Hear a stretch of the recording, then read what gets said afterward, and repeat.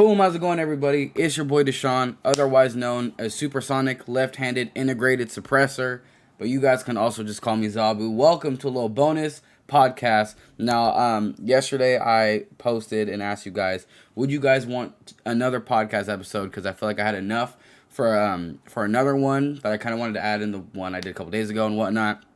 And first of all, thank you guys for everybody said yes. Like, there were a lot of people who were saying yes, do it, giving me support, showing me love, and a lot of people were enjoying the stupid pictures I was posting yesterday.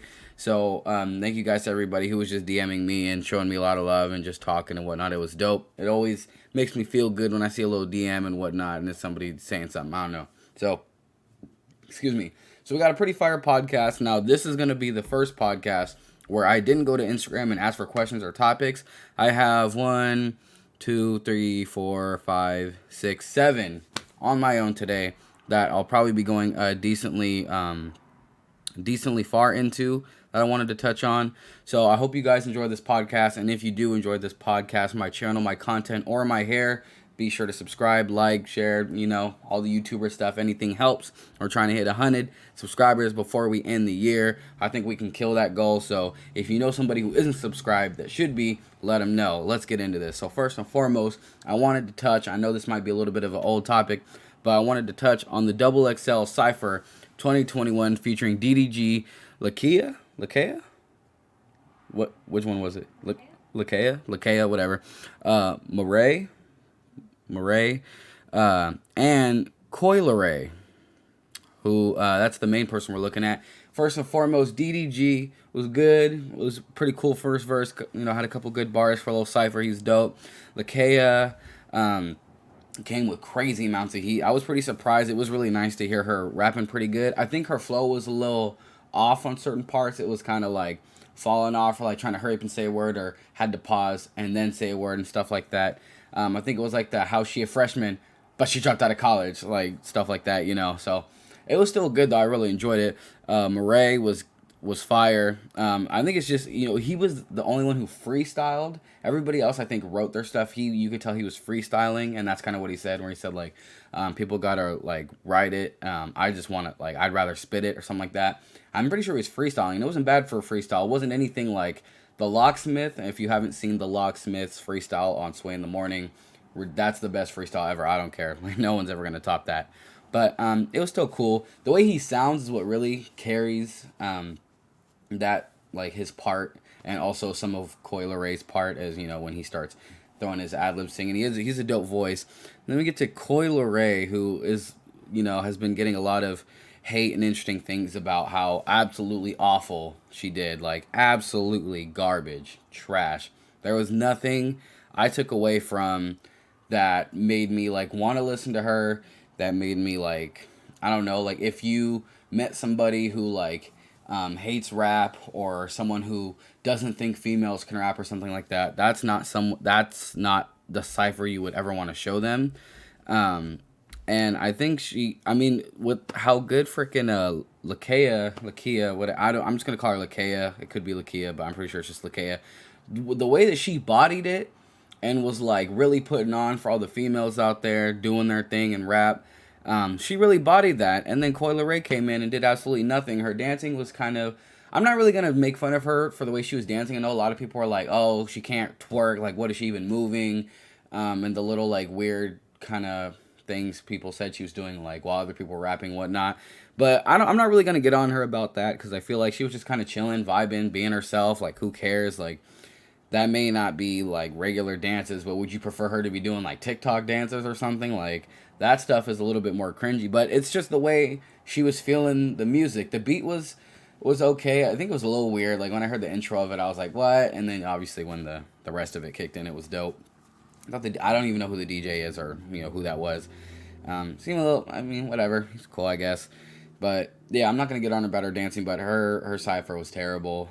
But right after I looked at a video where it was saying she's giving her top 5 rappers of all time, and the list proceeds as follows. I don't think I said that right. Number 1 is Drake. Then it goes to A Boogie, Kodak, G Herbo, and Lil Durk. Right? Yeah, she said Lil Durk. Yeah. So, that's top 5 all time, not currently. all time rap, hip hop, all that. So it doesn't surprise me that she didn't really come with any heat. If that's your top five, clearly didn't get any inspiration from any of the older legends or any of that. Um, and so hopefully, rappers 20, 30 years from now are still listening to, you know, Pac, Biggie, everybody from the West, everybody from New York, South, North, everything. Hopefully they still listen to all those legends. Because if people who have that as their top five sound like that, I don't think I want rap anymore. I'm okay. But I don't know. I heard her redo her cipher. Like I think it was either on a live or maybe she just made a little video at home. I heard her like spitting bars to that same beat, like kind of trying to run it back, and it was a lot better. But obviously, it's gonna be better when you have, I guess, when you have more time to write it and like really focus on the beat and whatnot. But I don't know. When you're on that video on that cipher, you have to really show up and show out. She did absolutely terrible. I was pretty disappointed by it. But as a whole, I think it was okay. I think it wasn't like legendary, great, amazing. I don't think Coi Leray did bad enough to like make it unwatchable. You can still watch DDG and everybody else on there. It was still fire. I loved it, but she was weird. So then yesterday I went and saw Black Widow, the movie. Who, in my opinions, when we're thinking about the core Avengers team, which is Thor, Captain America, Iron Man, Hulk, and Black Widow, like that core group. Black Widow and Hawkeye. Sorry, let me not forget the boy Hawkeye. My bad. I'm not missing anybody from that Avengers squad, right? Is that everybody? Yeah, that's everybody.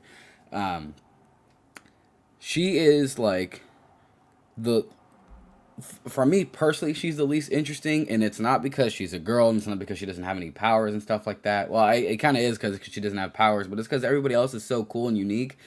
And she's very unique in terms of she's like the only woman, and she's just like a stupidly good trained killer. But like I haven't read a lot of the older comics, and I haven't like done a lot of like background research on her. So I was excited to see this movie to see if this would like really make me like her as a character and get a full movie of just her and whatnot. And I actually super duper enjoyed it. It made me like Black Widow a lot more, just seeing like her past. I remember her past was really like before I saw this movie, I remembered it as being like damaged and she like really dark and didn't really have a family and stuff like that. But I'm glad I got to see this movie and got to see it fully. It made me like and appreciate her a lot more. But I still think Iron Man is probably the GOAT, but my personal favorite is still Hulk or Thor. I don't know, that's just me. But I mean, it was cool. Her sister in the movie was amazing. The freaking accent, the fighting, she was hilarious. She's really pretty, but not in like a overly pretty, hypersexualized. I have to be super duper sexy, but like a strong, like female character that's just like a super trained killer and whatnot. She's dope. Her mom and her dad in the movie were good. The movie started out really good. The beginning was really high stakes and like really interesting, and it really sucked me in.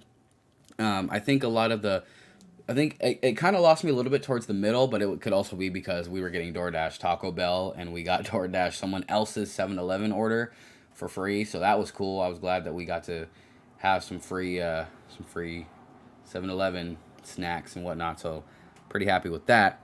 But I don't know, it kind of lost me a little bit in the middle, but it was just a lot of dialogue and story, but all the action was cool. I was a little disappointed with some of the fight scenes.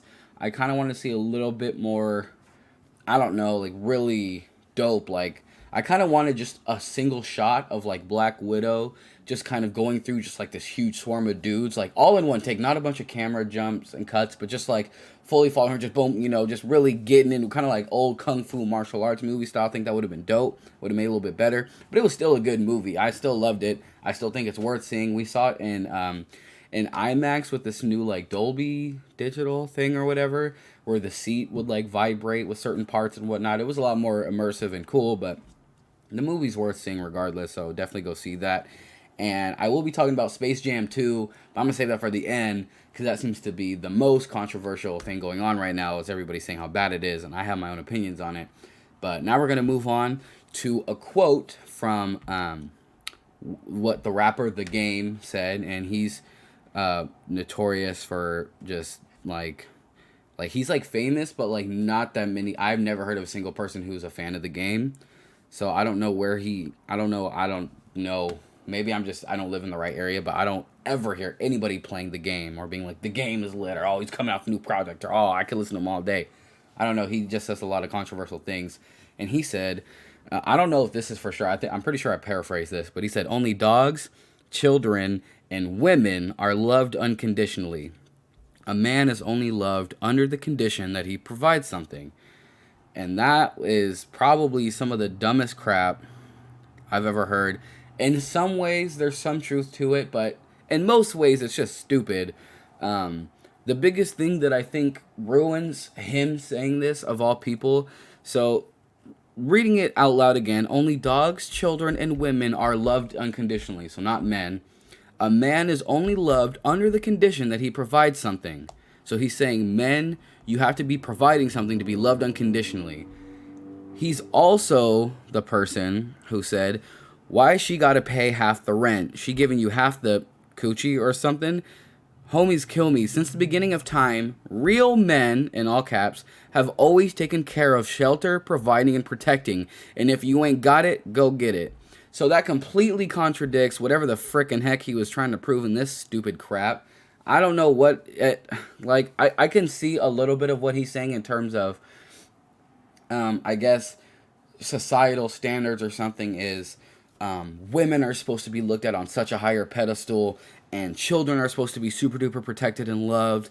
And he said dogs. He didn't say pets, so I guess it's excluding cats. Maybe he means pets and just said dogs, but I don't know. It's the same amount of letters. Pets and dogs are the same, and cats are the same amount of letters. So it's not like he needed to save it to save space for a tweet or whatever. So I don't know. He said dogs. Apparently, people don't love cats unconditionally. But yeah, and a man is only loved under the condition that he provides something. That just doesn't make sense. I see the perspective of people do love dogs and all that, but people also love just people in general unconditionally. Like, I think if you're someone who's just like bumming off of people, like you're just asking for money, never paying it back, asking for food, like asking for a bunch of handouts and you're not providing anything, well, I don't know anybody would love you or want to be around you in general. I don't think that's exclusive to men, because if women do that, they don't usually get that stuff. I mean, maybe they're more likely to if they use like their body and like sex as a means of getting it. But I don't know. Like it's not just men who are hate of that. It goes across the board. So I don't know what he's trying to say there. I know I get sometimes there are like guys who are like, I remember he also said something that was like, you have to men are only looked at as either, if he's like a good guy, he gets friend zoned. So, he basically is only like your friend or whatever, or he's looked at as a free meal, which that's not what everybody thinks. But at the same time, I could see why he would say that, because from his old quote, if he's saying, I'm a man, and if I have a woman, I provide everything. So that is exactly the only kind of women you're going to attract. You're going to attract what you put out there. So, I don't know. Don't be like the game. He's just dumb. I don't think it makes sense to any of you guys as well. I doubt when you guys heard me read that quote, you were like, oh yeah, that's facts. Like, that's from the street. That's from the heart. That's real. No, he's just dumb. He's really just dumb. One day he'll be like, men have to provide everything. Why would a woman pay for something? And on the other hand, he's like, why do women only want me if I provide something? Like, figure it out, dude. I don't know. Figure it out. Moving on. So there is a little recent, explosive player in China who is this 14-year-old girl, and I'm sorry if I butcher her name. I believe it's Ziyu. The last name is Ziyu, so it could be Ziyu or Ziyu or whatever. I'm just going to call her Zhang, or it could be Zhang. I'm just going to go Zhang.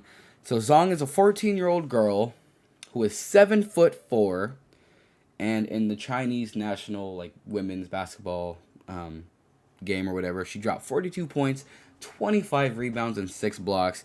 Now look, I'm sorry. How in the world are you 7'4" and only 14 freaking years old? I don't understand how that even happens. I have no idea. A lot of people are speculating that that's that her being that age is a lie, or she's not really 7'4" and stuff like that. But I don't know. It's not like it's not like her parents are short people and she just randomly sprouted out.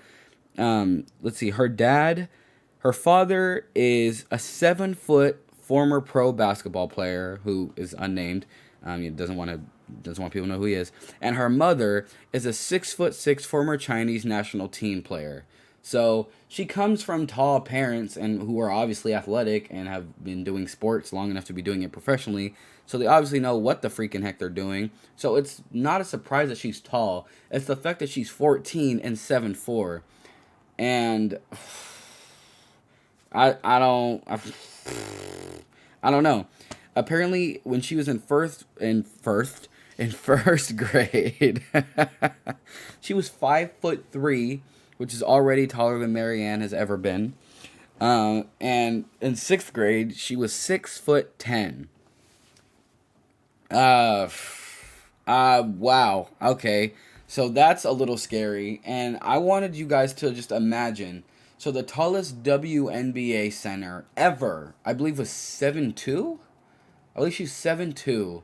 So, so basically, in general, most women who make the WNBA or who play basketball don't exceed 7 feet tall. Like, that's usually a little rare, or when you find that, that's like a really high valued thing. The AC turned on. Let me close the window. Anyway. Okay, I'm back. So 7 feet tall women in the WNBA are like a very valuable thing because most aren't. And if she continues growing, because she's, like I said, she's only 14, or so they say, or whatever. What if she hits like 7'6" or 7'8" or something? She's drawing a lot of comparisons to Yao Ming, obviously, because Yao Ming was from China and was like 7'6", like stupid tall. And it's kind of crazy that at 14 years old, she's already taller than all of the most legendary centers, like Shaq, Hakeem, Kareem, Wilt Chamberlain, like all these other all-timely great centers. She's already taller than them. So I think if she really focuses on basketball and is positive that's what she wants to do the rest of her life, if she eats right, if she doesn't get injured, she makes sure that her body, like her diet is supplementing her growth in the right way, and she's able to become stronger, work on post moves, I think she's going to be the most dominant player in, like, sports, period. Like, just in general. Like, Shaq was stupid dominant because he was just so freaking big, you can't stop him. Yeah, all he would do was dunk or, like, shoot some really close layups and whatnot. But you knew what he was going to do, and you still couldn't stop him. If she puts in that same amount of effort and work that all those legendary centers and players in general do, she could be the most dominant thing sports has ever seen. Because she still has time to grow, and if she gets her post moves like down pat and it's just ridiculous, she could be winning chips like it's nothing. But the WNBA is a little different, where if you have the super duper ridiculously like dominant center, you also need a good team around them, and it's like that in just basketball in general. But I think the WNBA is a lot more fundamentally sound and a lot more team based. Like, it's not about get the biggest, brightest stars. It's about getting a team that works fluent together and moves the ball well and taking smart shots. So I don't know. I see her absolutely shaking up the world if she pursues it. Hopefully, praying to God she doesn't get injured or nothing happens, because it would be good to see that in sports, and it would be good to see a really dominant player in a sport like basketball that isn't either black or white, that it could, be Chinese or something like that. Yao Ming and Jeremy Lin are the two biggest front runners of like representing the Chinese and Asian community in basketball, so she could be right up there with them, and it's really dope because she's obviously a woman, so it would be like having that same representation in the WNBA. So I have high hopes for her. I hope everything goes well. I cannot wait to see what the heck she does, but I'm very interested to see what she continues to be. Now, next topic we're going into is Marianne actually asked me this question, and it was, if I could change one thing about humans, what would it be? Or like about human interaction or something like that. It was something along those lines, right? Society. So like society and stuff like that. What would be the one thing I would change? And what I told her is I would say that I would end conflict And whether that means changing people's um, like ability to see themselves through the other person's views or be more compassionate or whatever, I would just end feuding or conflict, because that is what pretty much all the problems we have in the world stem from, is from constant conflict. Like, um, obviously, a lot of like racist and racial problems have come from conflict of one race with another, right? And then there's also a conflict of certain values and views compared to others. And there's always conflict between those men who think that men are the alpha gender and the dominant race and species, and women are nothing. And then there are also women who feel like the same thing but reversed, you know. And if we could just end conflict in general, like if people could just either agree on things, be willing to give up a certain amount of things, or like, and if you don't agree and that's, you cannot get behind what that person's saying or whatever, then just leaving it alone, not having to make a big deal out of it, we would be so much better. Because I don't know, I just feel like it's just ridiculous that people can't do that. Like, I was talking to her a lot about people who are really rich, like have millions and millions and millions of dollars, so much that if they spent like 10,000 every day they're alive, they still would have enough money to, like, after they die. I don't feel like any human being should have that much money. Like, let's say I had $1 billion, right? I had $1 billion, just, and that's a lot of money. You really think about it. I had $1 billion.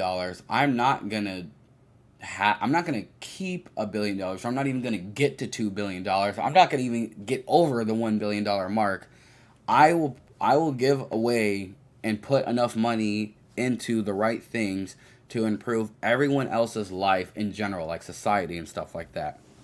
Like, what is the point of one person having $10 million cars, 6 houses, whatever food they want, all these maids, when someone doesn't even have a blanket and a pillow, or a house, or food, or they don't have running water, or they don't have heat? What, I don't understand how you feel like, no matter how much work and effort and focus, no matter how gifted and talented you are, I don't know what makes you think you are so much more of a human being that you deserve to be living that lifestyle while everyone else suffers. And I know that's like I know that, like, that's what a lot of us are into in terms of like people we view as heroes. Like, we love a good story where someone who came from nothing got rich and has everything now. But if you came from nothing, you know how much help it would be if that person who made it already would like let it trickle down and like give it back to the community in so many different ways. I'm not saying you just walk around the streets handing homeless people $10,000 or something. I'm talking about like buying them a house, or like helping them get a house and helping them find a job and helping them get back on track with their life, or helping getting education to kids who are homeless, or I don't know, going out and helping animals who, when shelters can't take care of them after a certain amount of time, the animals get put down, even if they're like healthy and they're good or whatever, they just can't find someone who wants to own them or whatever the case may be. Helping them, giving them the money to be able to keep those dogs there longer, or to open up. Like, there are so many different world issues going on that you shouldn't have enough money to where you can just do nothing with it, or you could just blow it on stupid jewelry and all that other stuff when you could really be making the world better. I'm never going to be that guy that just has all that freaking money. It's just too ridiculous. I don't care if you, like, you could come up with the cure for cancer, you came up with the solution to end world hunger, and you ended racism. You do not deserve every dollar in the world. You don't deserve millions and millions and millions. You helped out the earth and the world, and we all thank you and we love you for that. Now, what else can you do? Like, it needs to be about improving life in general. And it all comes from, like, I don't know, just acting like you deserve everything. So rather than getting paid millions, how about you just have one big house with the one car you're going to drive, or two or three, I guess, good cars, and you don't have maids. You still have to take out your own trash and clean stuff and whatnot. And I don't know, maybe you have to take all like that payment cuts and all that money is that you, excuse me, could have been making is going to you, but it's going to the right places.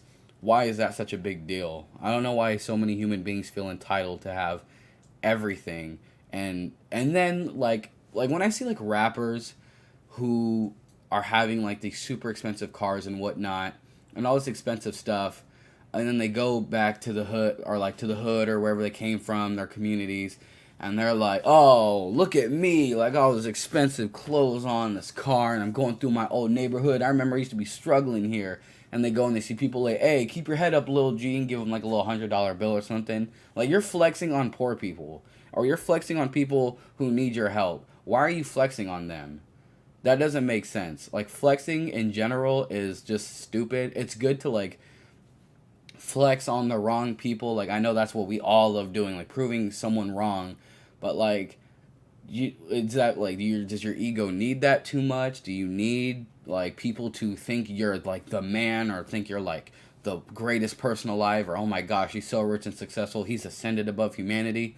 Like, that shows a lot about your ego and where you're at. Because I don't care if I donated, I don't care if I turned my entire neighborhood around and now I made like my city and my county and my community super duper rich and nobody cared or no one knew my name. I don't need that. I just need to know that I helped other people's lives. And it would be really nice one day if like some little kid comes up to me like, oh, I used to watch your YouTube videos, like and now I'm all successful now and whatnot, or like, oh, like I see a little kid and I inspire him to do something. That makes me feel good. But like, I'm not going to be paying or like giving money to back to my community in hopes of getting attention back. It's just because it's the right thing to do. And I feel like that's a huge disconnect that society and people in general have. And I hope none of you guys get that. I know when we start really getting money and, we start really doing great, it kind of sucks when, you just have finally made it out this stupid struggle and you get money, and then all of a sudden all this drama and whatnot comes about, and now you've made it through that. Now you have all this money and you feel like it's all yours because everybody was trying to take it. Like, just, it's okay to not have everything. You don't need everything.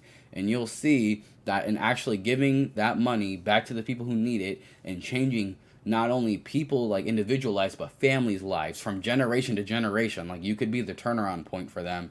That'll give you way more satisfaction than having every single shoe that Jordan makes in the year, or having every single different type of jewelry, or having the most expensive chain, or putting a freaking stupidly expensive like crystal or whatever the heck it was that Lil Uzi Vert got in his forehead. Like, the amount of money he put into that to just get that stupid crap in his forehead is just like, oh my god. I remember how expensive it was. I don't even want to see it, but like, think of how many people could use just a little bit of that just to be able to live, and he's doing it just to put a crystal in his forehead. That's just dumb. I don't care how much I love and respect like famous people or like my heroes or whatever. I don't care. You should not have that much money. Human beings, one person should not have that much money to be able to do that. It's just ridiculous to me. I don't know. That's just the way I see it. I don't know. Maybe that's a controversial thing. Maybe people feel like if you work for it, you're entitled to that and you deserve to keep it anyway, especially if nobody showed you love.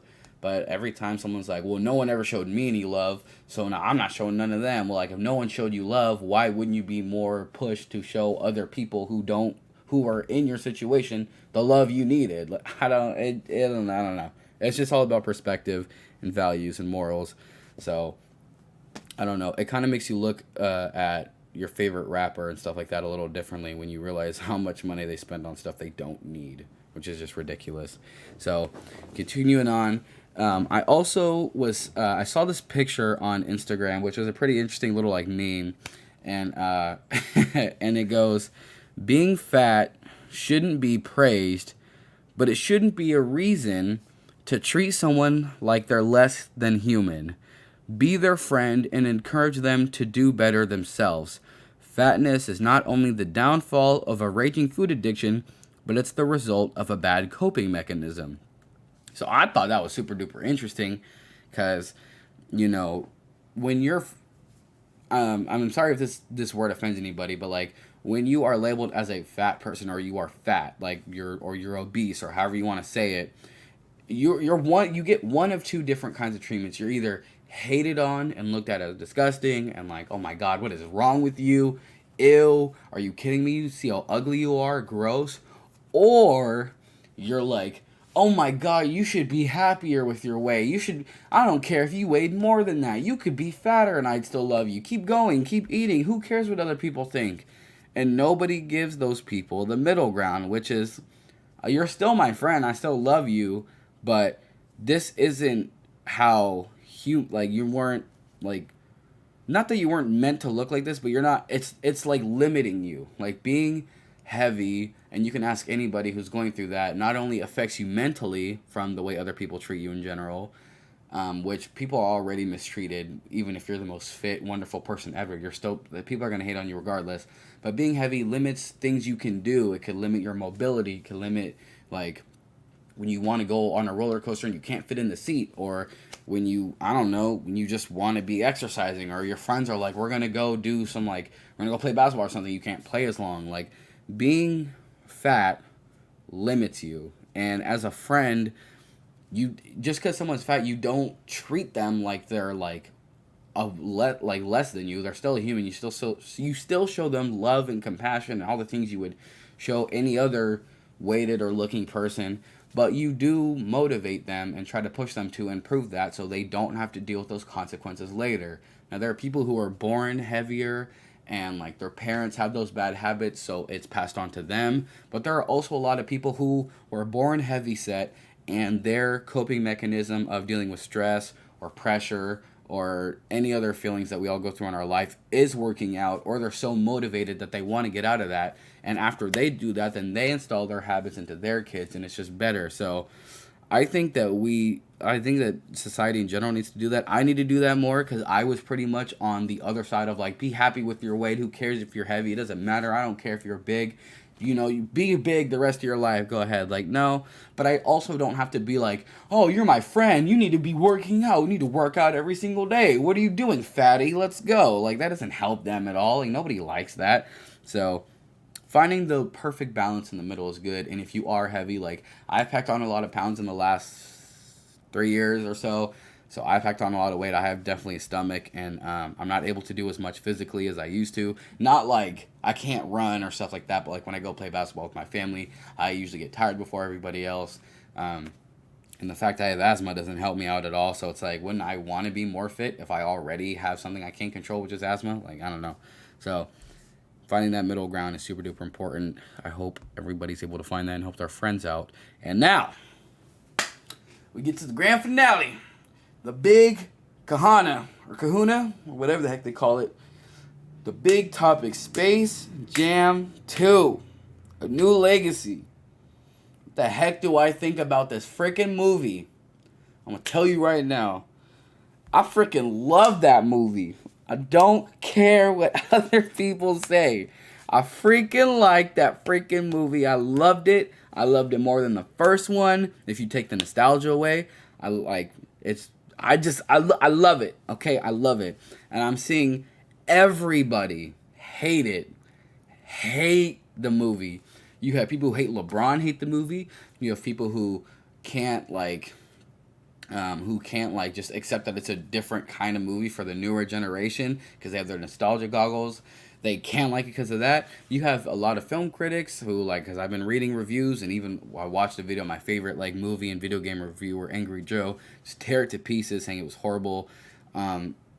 People just hate this freaking movie, and I don't see, like, I can see why you may not like it. I can see maybe why it doesn't appeal to you. I can see maybe you don't love it. I could see some reasons why you might hate it, but in no way can I see people who, like, can I agree or see the reasoning behind people who are like, this is one of the worst movies I've ever seen in my life. I wish I could unsee this movie. It was a bad day to be able to see, to have eyes, because I had to see this movie and all that. Like, it's just like, why? This is getting blown way out of proportion. Like, what?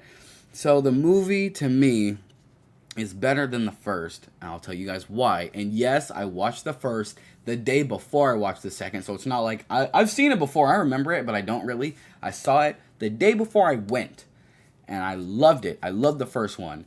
It was funny. It was good. The basketball was funny. The highlight of the first movie was like there was more human like interaction. Like there was more. You had Larry Bird in there, Charles Barkley, Patrick Ewing. I think it was Larry Johnson, Muggsy Bogues, obviously Michael Jordan. Oh my God, I forgot the name of the comedian who was golfing with them. I completely forgot, but he was funny throughout the whole thing. He said one of my favorite lines, which is, "No, Larry Bird isn't white. He's clear." That's hilarious. That's like a bar almost. Like that's hilarious.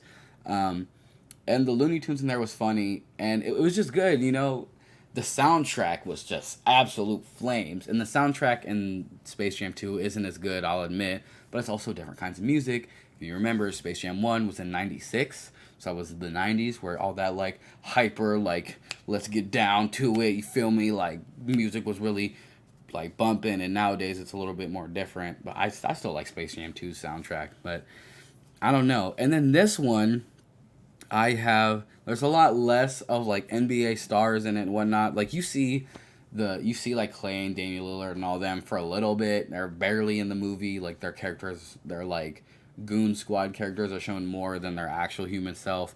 And I feel like maybe some of that could also be due to the pandemic and limitations with that, because I'm sure they or maybe it wasn't, but I feel like they were probably planning on doing more human interaction scenes, and that's all they could squeeze out, because this movie has been being made for a while now, and I'm pretty sure the pandemic put a huge like stop in a lot of different things, especially with having basketball athletes, because they have to be so strict and like so like they have to do way more. They have to take way more precautions than we do in general with the pandemic and the way the bubble was and all that. So that could also play into why there wasn't as much NBA interaction. But I don't know. Like LeBron's acting wasn't great. It was okay, I guess. Like, and I'm not even a LeBron fan or like a LeBron lover. Like, I mean, I used to like freaking hate LeBron when Golden State and Cleveland were always battling in the finals. There's that rivalry, but that was just kind of like part of being in a rivalry. You're supposed to hate the other team and like hate everything they do. And after Kobe passed, it was like I just need to appreciate good NBA players, regardless if I'm a huge fan or regardless of how much whining and flopping LeBron does and whatnot. Like, there's good and bad things every NBA player does, and seeing Kobe pass made me realize how much I need to just appreciate what I have in the moment. So, I don't know. I'm not a LeBron lover, but I'm not a LeBron hater. I super duper love him off the court, all the things he does for, like, the I Promise school and whatnot, but whatever. We're not going to even talk about, like, we're not here to just talk about just LeBron. I think he did okay. People who acted as his family did pretty good. They're pretty believable in terms of them being their family. LeBron is a huge freaking jerk in the movie, which is kind of usually what he isn't. He's, like, usually a really nice guy, or he's, like, very outspoken, but, whatever, plot purposes, it didn't really bother me. It didn't take away from the enjoyment.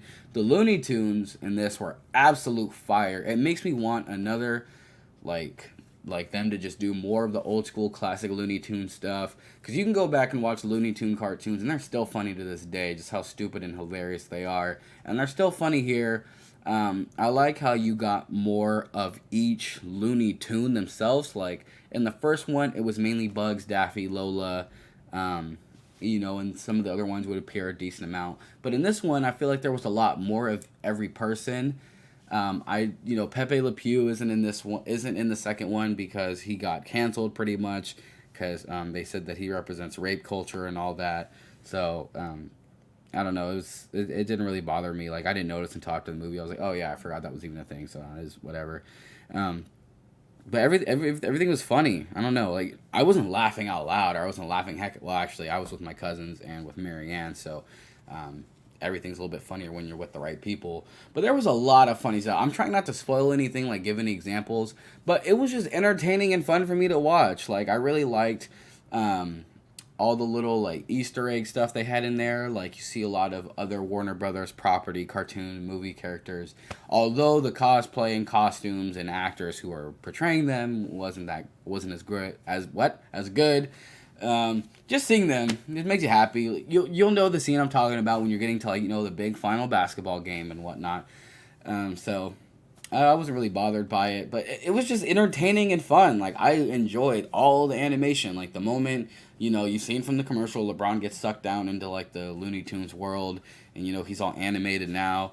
That whole thing of him interacting with all the other Looney Tunes and seeing them and, they're in, like, all these other different things. I don't think they show in the trailers what I really want to tell you guys that I loved. So I'm not going to spoil it because I was a little surprised and I was having fun, like, it being a surprise and enjoying it. But I don't know. I freaking love the movie. Apparently I'm in the minority of people who did. Maybe I can give a little bit of a spoiler discussion, but I'll just go ahead and cap off the non-spoiler opinion of this and then kick my outro. And then after my outro, I'll be going more like into spoiler-wise of what I really liked. It's not anything in-depth. It's not like I have like extensive knowledge about everything that was really good or really bad. Like, I'm not a reviewer, but it's just like I want to talk about stuff without worrying about spoiling things. So in general, if I had to give it like a 1 out of 10, I would say I didn't even do this for Black Widow, but for Black Widow, I'll give that movie like a 7.5, maybe an 8. 7.5, I feel like is fair. It's just a good movie. I wouldn't go and see it twice. I wouldn't buy it on DVD. And I'd probably only rewatch it if I was rewatching a bunch of Marvel movies, but that's like 7.5. Space Jam 2, for me personally, to me, myself, this is not an objective standpoint, so I can't be wrong if it's just how I feel about it. For me, it was like an 8.5. No cap. It was just good. What do you want me to say? I loved it. So an 8.5 for me. Thank you guys for watching the podcast. You can stay tuned after this outro for a little bit more spoiler type opinions, I guess, but you really don't have to. I love all you guys who've been, like I said, showing me all the love on my recent videos and podcasts and stuff like that. I really appreciate every single thing that all you guys say, even if it's constructive and it's a little bit of tough love and whatnot. I still appreciate and love that.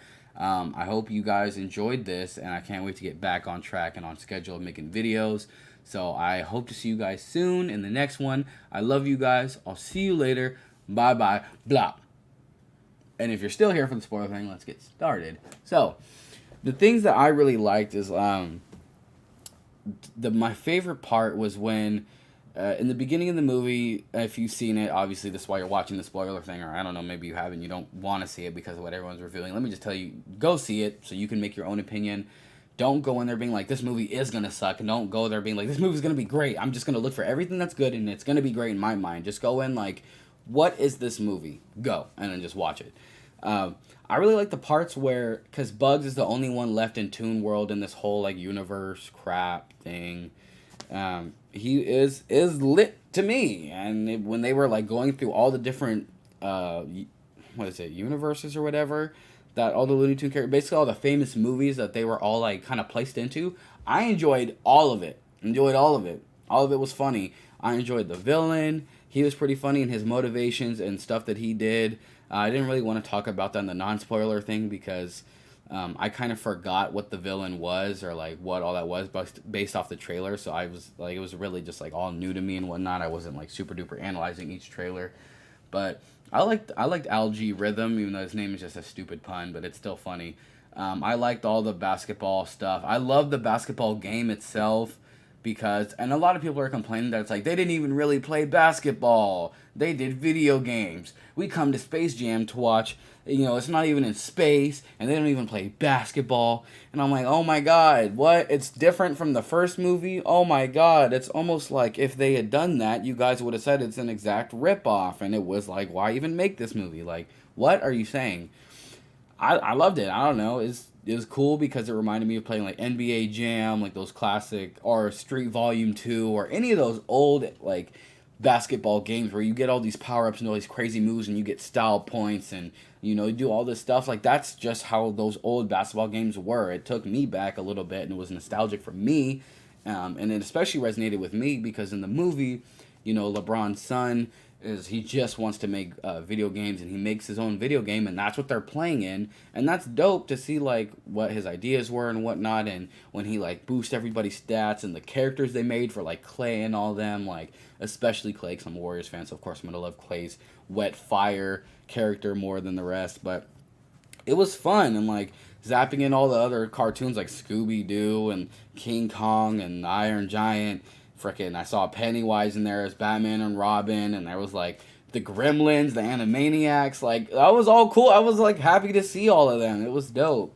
And I loved the game itself when the Looney Tunes started, finding out creative ways based off their own character personalities to be like, to start coming back score wise. And the visuals were cool when they upgraded the way the Looney Tunes look. I heard a lot of people hating that. Like, I like the old classic style and but I liked it when they like went from old to like a little bit newer to super duper HD new. It was still pretty cool to me. I know a lot of people are like, Lola Bunny isn't as like attractive anymore, and that sucks. But it's like when you stop joking around about that and you're like done like actually being like a troll or whatever, or like if that's actually what you enjoy and you're sad that she doesn't look like that, really doesn't take away from the movie. Her voice isn't as good in this one, and she's not as much of that like, oh, look at like Lola Bunny, like, well, we got a girl on the team, even though Granny is a girl, so I don't know why everybody was like, oh my god, Lola, what? Now we have a girl, like, what? But, she's like coming up in the first movie, and she's all hecka good at basketball, and, Bug's all in love with her, and everyone's like, wow, she's so hot. And then in the second movie, it's just like, oh yeah, Lola, you want to play? Like, yeah, they already know who Lola is. They already went through the Space Jam 1 thing. I like the Michael B. Jordan joke, even though I called it before they even showed it. I knew Michael Jordan wasn't in this freaking movie. I knew it was going to be Michael B. Jordan because he's in everything now. But I don't know. I liked it. Liked it all. I definitely think you guys should go see it for yourself and form your own opinion. Don't let the amount of hate it's getting persuade you. Don't let anything I just said and why I personally love it persuade you to start loving it before you see it. Go in, because I remember I went into this movie thinking it wasn't going to be that great, and I was pleasantly surprised, and actually pretty well. It exceeded my expectations. It was a fun watch for me and my cousins and my lady. So, I don't know. Hopefully it goes good for you, and you're able to stop listening to other people's opinions and form your own just based off of what you see, and then go from there. If you don't like it, whatever. Who cares? It's a movie. If you don't like it, whatever. It's probably not tailored towards your type of humor and whatnot. And I can recognize a bad movie when I see one, and this one was not that for me. So regardless, you guys, that'll be the full end of the podcast. I hope you guys enjoyed. I love you guys again. Thank you for staying for this part. I hope you enjoy your week. I hope you enjoy Space Jam too, because I did. And I hope you, enjoy your life. I love you guys. I'll see you guys soon. All right? Later. Blah.